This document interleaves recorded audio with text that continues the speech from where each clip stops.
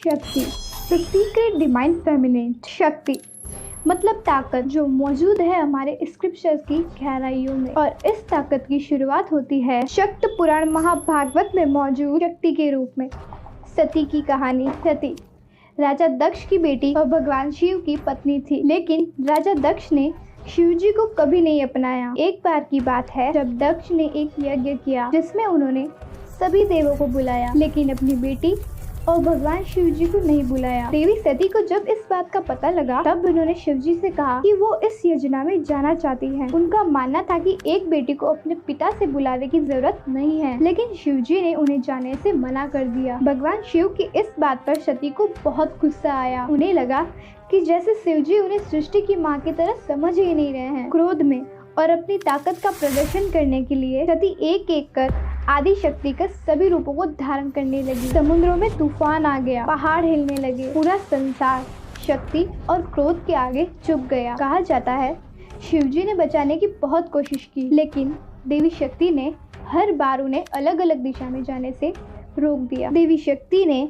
माँ शक्ति के 10 अलग अलग रूपों को धारण कर लिया और 10 दिशाओं से भगवान शिव का रास्ता रोक लिया। इन्हीं 10 रूपों को 10 महाविद्या कहते हैं, और इन 10 रूपों का अपना अलग अलग नाम, गुण, साधना और मंत्र बुद्ध है। इन 10 रूपों में से देवी के कई ऐसे रूप हैं जिन्हें कई तांत्रिक और अंगोरी पूजते हैं। एक तरफ सफलता की राह में आने वाली रुकावटों को हटाने के लिए, दुश्मनों को हराने के लिए और कुंडलिनी शक्ति को जगाने के लिए पूजते हैं, तो दूसरी तरफ तांत्रिक देवी शक्ति की पूजा का गलत इस्तेमाल करके दूसरों पर जादू करके उन्हें अपने वश में भी कर ले।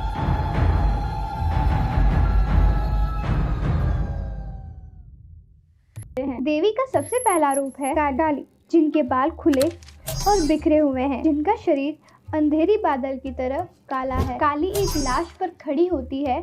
उन्होंने मरे हुए लोगों की हड्डियों से बने हुए हार और कान में झुमके पहने होते हैं। देवी काली के 4 हाथ होते हैं। उनकी एक हाथ में एक खोपड़ी है और दूसरे हाथ में खून से सनी हुई तलवार है। वो जब दहाड़ती है तो 10 दिशाओं में उनकी भयानक आवाज गूंजती है। 10 महाविद्याओं में देवी काली सबसे पहले आती है, क्योंकि कहते हैं कि वो यूनिवर्सल कॉन्शियसनेस को दर्शाती है। वो सर्वशक्तिमान है और उनको अक्सर कई तांत्रिक अपनी साधना में पुकारते हैं। जितना भयानक उनका रूप है, उतना भयानक उनसे जुड़ी तांत्रिक साधना। वामचार तंत्र में सबसे भयानक साधना है माँ काली की शव साधना। शव यानी एक लाश। ये साधना एक डेथ बॉडी पर माँ काली को पुकारने के लिए प्रैक्टिस करी जाती है। कहते हैं शव साधना तंत्र का एक सबसे मुश्किल, रहस्यमय और खतरनाक अभ्यास है, और बहुत कम लोग इस साधना के गुप्त नियमों को असलियत में जानते हैं। इस साधना में तांत्रिक एक लाश को उन्हें गुप्त नियमों के अनुसार ढूंढता है। लाश ताजा होनी चाहिए, लाश के सभी अंग ठीक होने चाहिए, और उस लाश का कोई भी हिस्सा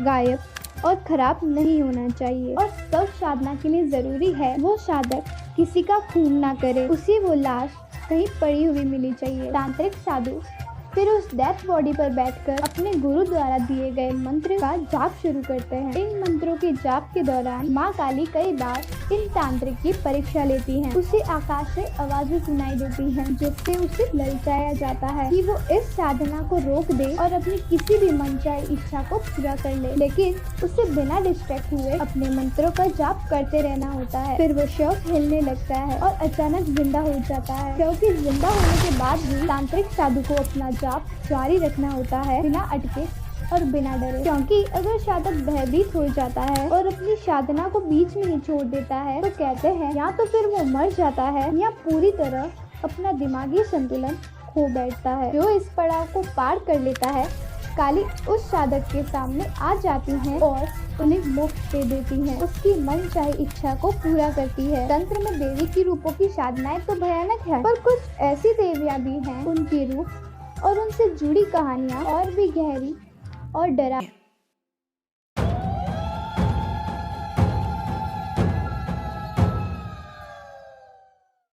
देवी का तीसरा रूप है छिन्नमस्ता देवी। छिन्न मतलब थर से अलग और मस्त मतलब सर। छिन्नमस्त यानी देवी जिन्होंने अपना ही सर अपने ही धड़ से अलग कर दिया था। छिन्नमस्ता देवी की इस प्रतिमा का रूप अक्सर काफी भयानक दिखाया जाता है। उन्होंने अपने बाएं हाथ में अपने कटे हुए सर को और दाएं हाथ में एक तलवार को पकड़ा होता है। कई बार उनके 4 हाथ भी दिखाए जाते हैं। छिन्नमस्ता देवी ने कोई वस्त्र नहीं पहने होते हैं, लेकिन उनके गर्दन में एक खोपड़ियों की माला होती है। यही नहीं बल्कि उनकी गर्दन से 3 खून की धाराएं भी बह रही होती हैं और उनका ये बहता हुआ खून उनके 2 साधकों के मुंह के अंदर जा रहा होता है। देवी के सेवक हमेशा उनके पास उनका खून पीते हुए एक हाथ में हथियार और दूसरे हाथ में थाली लेकर खड़े रहते हैं। यही नहीं बल्कि ये देवी का रूप एक संभोग कर रहे जोड़े के ऊपर खड़ा होता है। उनके पैरों के नीचे Hindu lord of sex Kamadeva और उनकी पत्नी रति संभोग कर रहे होते हैं। छिन्नमस्ता देवी के बारे में कई अलग अलग स्क्रिप्चर में ऐसी कई कहानियां हैं जो हैरान कर देती है। प्राण तोषिणी तंत्र के मुताबिक एक दिन देवी पार्वती अपने 2 सेवक डाकिनी और वर्णिनी के साथ स्नान के लिए मंदाकिनी नदी में गई, पर नहाते समय न जाने क्यों वो उत्तेजित हो गई और उस एक्साइटमेंट से उनका शरीर अचानक से काला हो गया। ये कथा आगे और भी अजीब मोड़ ले लेती है। इस कथा के मुताबिक इसी समय उनकी दोनों अटेंडेंट्स को अचानक भूख लगने लगी और वो उनसे खाना मांगने लगी। और देवी पार्वती को विश्व की माँ और पालनहारा भी माना जाता है, तो वो अपने सेवकों की इच्छा को इनकार कैसे कर सकती थी। तो वो उनकी भूख मिटाने के लिए अपनी तलवार उठाती हैं और अपने सिर को अपने ही धड़ से अलग कर लेती हैं, जिसके बाद उनकी गर्दन से 3 खून की धाराएं बहने लग जाती है। एक धारा उनके कटे हुए सिर के मुंह में जाती है और बाकी 2 उनकी 2 अटेंडेंट्स के मुंह में, जिससे वो अपना पेट भर लेती है। अपना खून बहाने के बाद वो अपने सर को अपने ही शरीर से जोड़कर वापस घर लौट जाती है। ये कहानी सुनने में थोड़ी अजीब लगती है और इसे सुनकर मन में कई सवाल हैं, जैसे कि देवी पार्वती कैसे उत्तेजित हो गई और उनके सेवक भी एक ही साथ कैसे भूखे हो गए। इसका जवाब है प्रतीक शास्त्र यानी सिंबॉलिज्म, जो कि तंत्र और स्क्रिप्चर्स में महत्वपूर्ण है। तांत्रिक ग्रंथों में कई कहानियाँ सिंबॉलिक रूप से होती है और देवी छिन्नमस्ता की यही कहानी इसी बात का एक क्लासिक एग्जाम्पल है। कहते हैं कि ये कहानी असल में कुंडलिनी शक्ति के जागरण को दर्शाती है। कुंडलिनी एक ऐसी ताकतवर शक्ति है जो कि एक सस्पेंड के रूप में हमारे मूलधारा चक्र पर मौजूद होती है और सेक्सुअल एनर्जी पर काबू पाने से ये शक्ति जाग सकती है। छिन्नमस्ता देवी का ये रूप भी इसी तरह का एक गहरा मतलब है। देवी की गर्दन पर एक सांप है जो हमारे अंदर की कुंडलिनी एनर्जी को दर्शाता है। कामदेव और रति हमारी इच्छा और सेक्स की भावना को दर्शित करती हैं। देवी का बिना वस्त्रों का शरीर हमें दिखाता है कि हमें सांसारिक चीजों को त्याग देना चाहिए। माना जाता है कि इस कुंडलिनी शक्ति को जगाने के लिए हमें संभोग की भावना को नियंत्रित करना होगा और साथ ही अपने अहंकार को हटाना होता है। वहीं दूसरी तरफ माना जाता है कि हमारा सर हमारे अहंकार का प्रतीक होता है, इसीलिए माता का सर काटना दर्शाता है कि उन्होंने अपना अहंकार पूरी तरह से हटा दिया है। प्राणतोषिणी तंत्र जैसे कई ग्रंथों की मदद से तांत्रिक अपने अहंकार को हटाकर और अपनी संभोग की भावना पर काबू पाकर अपने अंदर की कुंडलिनी शक्ति को जगाते हैं, जो कि एक ऐसी ताकतवर शक्ति है जिससे कोई भी अपनी कैसी भी इच्छा को पूरी कर सकता है। और देवी छिन्नमस्ता देवी की पूजा करके अपनी कुंडलिनी शक्ति के साथ साथ अपने सभी कामों को पूरा कर लेते हैं।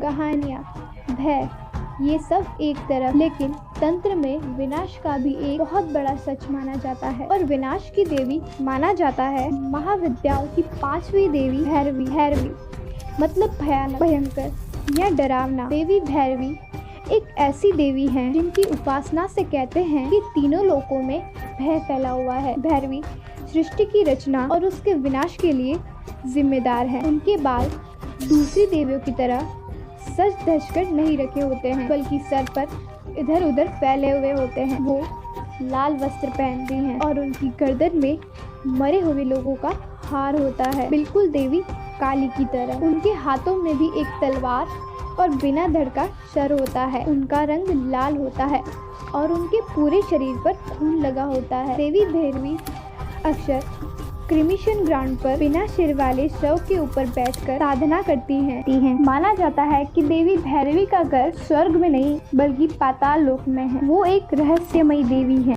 जिन्हें देखने के लिए कई साधक भैरवी क्रिया जैसी साधनाएं करते हैं, जिसमें वो आग, जल, वायु, धरती जैसे हर एलिमेंट का इस्तेमाल करते हैं। ये साधना किसी गुरु की मौजूदगी में ही होती है। लोगों का मानना है कि भैरवी जन्म और मरण को कंट्रोल करती है। इस वजह से कहते हैं कि हर इंसान को उनसे डर कर रहना चाहिए। गुस्से में वो सबसे खौफनाक राक्षसों को भी हरा देती हैं। इसीलिए भैरवी की पूजा कर रहे साधकों को हमेशा सावधान रहना चाहिए। ये एक ऐसी देवी है जिनकी पूजा अगर कोई भी तांत्रिक गलत इरादे से करता है तो उस इंसान की जिंदगी पूरी तरह से नष्ट भी हो सकती है, लेकिन अच्छे इरादे से की जाने वाली पूजा से लोगों को खुशियां भी मिल जाती हैं। तंत्र विद्या में वो शक्ति का रूप है जो हमारी बुरी आदतों को मिटाकर हमें परफेक्ट इंसान बनाने में मदद करती है। भैरवी की मौजूदगी